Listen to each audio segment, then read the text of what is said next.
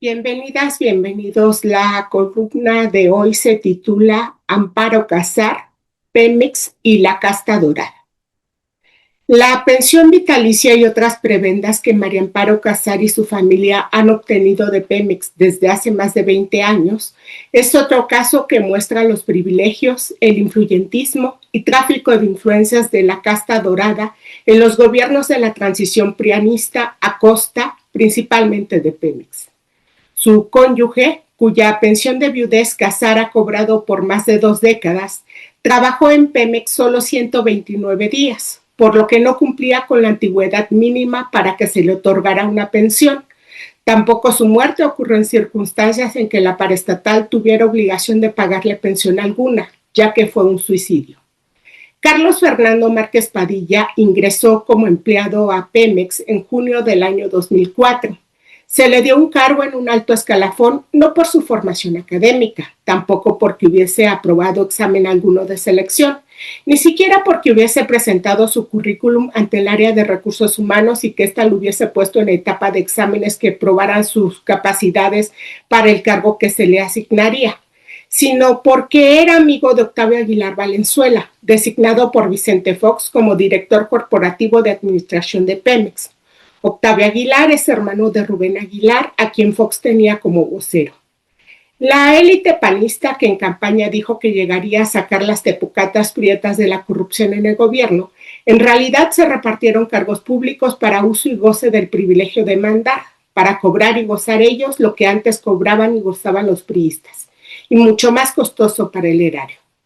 Estaba en la presidencia un Fox y esposa pagando con recursos públicos insumos ostentosos y costosísimos para los pinos, y el derroche se hacía extensivo a secretarios de Estado y a quienes dirigían las paraestatales, pagándose a cuenta de estas también lujos y privilegio. Ese era el ambiente en el Pemex del gobierno de Fox, quien designó como director general a Raúl Muñoz Leos, un excontratista representante de un corporativo transnacional que le vendía servicios a Pemex. Raúl, a su vez, es esposo de Hilda Ledesma, la amiga de Marta Sagún. Marta cargaba cuenta de la presidencia sus costosísimos vestidos y el esposo de Hilda, a cuenta de Pemex, pagó hasta las cirugías estéticas de Hilda. En Gobernación, Santiago Krill colocó a María Amparo Casar como coordinadora de asesores.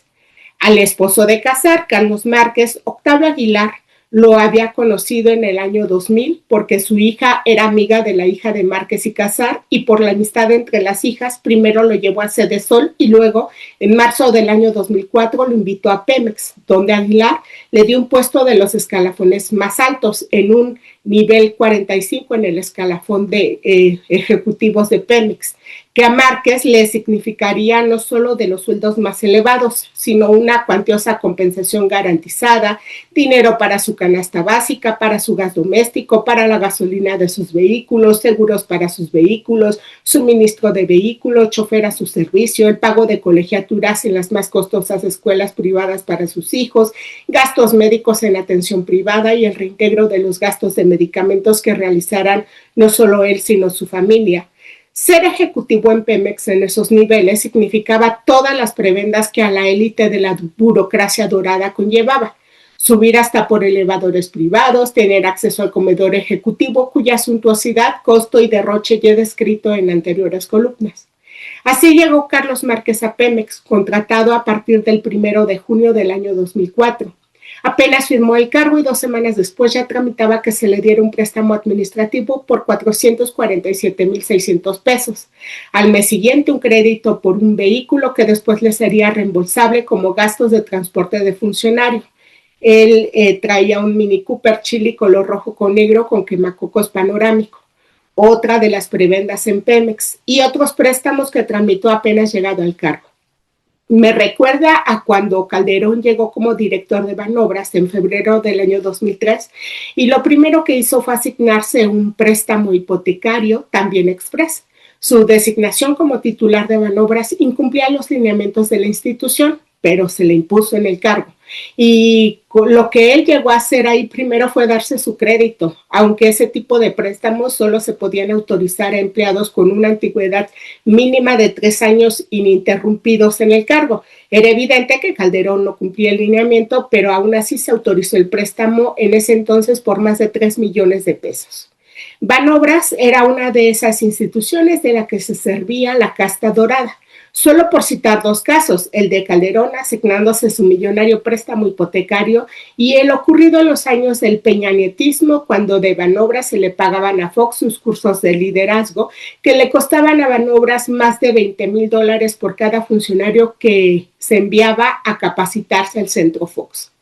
Carlos Márquez tuvo 129 días de contratación en Pemex porque la mañana del 7 de octubre del año 2004 moría, según concluyó la autoridad, por suicidio.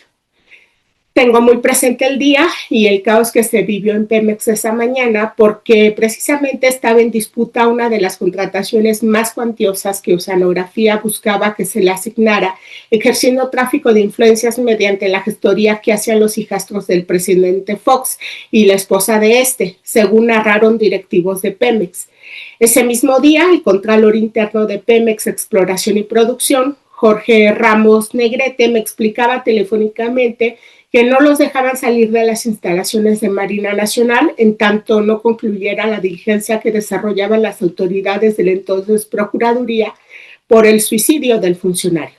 A reconocer el cuerpo como testigos de identidad llegaron los cuñados de Márquez Padilla. El acta de la entonces Procuraduría relata que los cuñados manifestaron que posiblemente se trataba de un suicidio, ya que el occiso tenía poco de haberse separado de su esposa y estaba deprimido por esa causa. A ellos se les entregaron las pertenencias de Márquez. La versión de la separación también la comentó el jefe y amigo de Márquez, Octavio Aguilar, en una de las declaraciones. También el hermano de Carlos, quien relató que desde hace 2 meses Carlos y María Amparo estaban separados, que el hijo vivía unos días con él y otros con ella y que la hija se encontraba estudiando en París.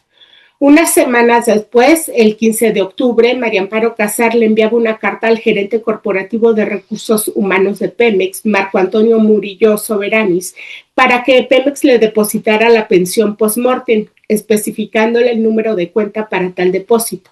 Y 4 días más tarde, el 19 de octubre, desde la Dirección Corporativa de Administración, es decir, la oficina de Octavio Aguilar, se le mandaba a su subalterna Gerencia de Administración Financiera de Pemex, a cargo de Miguel Ángel Feijóo, la indicación para que se hicieran los trámites para los beneficios que se le darían a Casar. Tanto la Gerencia Corporativa de Recursos Humanos de Pemex como la Gerencia de Administración Financiera eran subordinadas de Aguilar, el amigo que llevó a Márquez como su coordinador de asesores. En esas áreas se operaron los trámites para que se le diera la pensión vitalicia, aun cuando en casos de suicidio, como fue el caso de Márquez, no procedía pensión alguna. También para que se le pagara el seguro de vida, los gastos funerarios y el resto de prebendas que se le pagarían después, como las colegiaturas en el ITAM para sus hijos. Los trámites se hicieron en procedimiento exprés y con evidente influyentismo, considerando que en muchos casos los directivos de Pemex les escatimaban el apoyo mínimo a familias de trabajadores, incluso en aquellos casos que realmente habían fallecido en siniestros, y no como el caso de Márquez, que fue un suicidio. Documenté muchos casos de familias que se veían sometidas a peregrinar para que se les reconocieran sus derechos y que además se les daban cantidades ínfimas, sobre todo de los trabajadores de las plataformas petroleras. Pero en el caso de Casar, era evidente el privilegio para quien era la asesora principal y coordinadora de asesores del secretario de Gobernación, que en orden jerárquico es la segunda posición en importancia en el gobierno, solo detrás de la presidencia. Como evidente fue también que se le dieron beneficios que no correspondían con lo que la ley mandataba.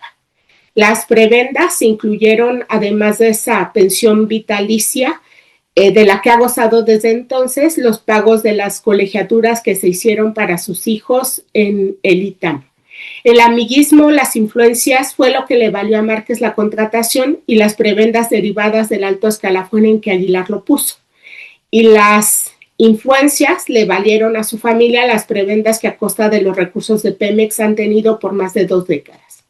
Es claramente una muestra del tipo de privilegios fomentados por gobiernos que crearon estructuras burocráticas doradas para hacer del servicio público el escalafón desde donde, a cuenta del erario, se consentían y consentían a sus familias con lujos excesivos y derroche, en un sistema donde entre ellos mismos se repartían los cargos por amiguismo e influencias, garantizándose así el privilegio de mandar y de costearse los privilegios a cuenta del erario.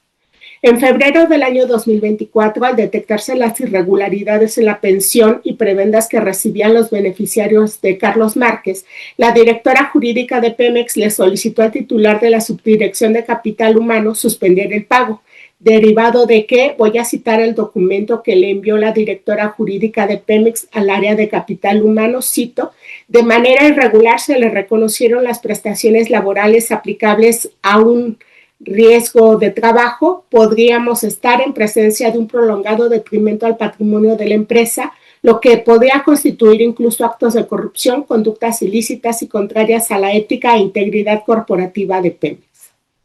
Pero Casar se amparó y un juez obligó a la petrolera a seguirle pagando. En el año 2024 también Pemex presentó una denuncia penal ante la Fiscalía General de la República por las irregularidades en que incurrieron los funcionarios de Pemex en el año 2004 para autorizar esta pensión y las otras prebendas que han tenido un cargo al erario de más de 30 millones de pesos. La Fiscalía General de la República abrió la carpeta de investigación por cargos de delito de uso ilícito de atribuciones y facultades.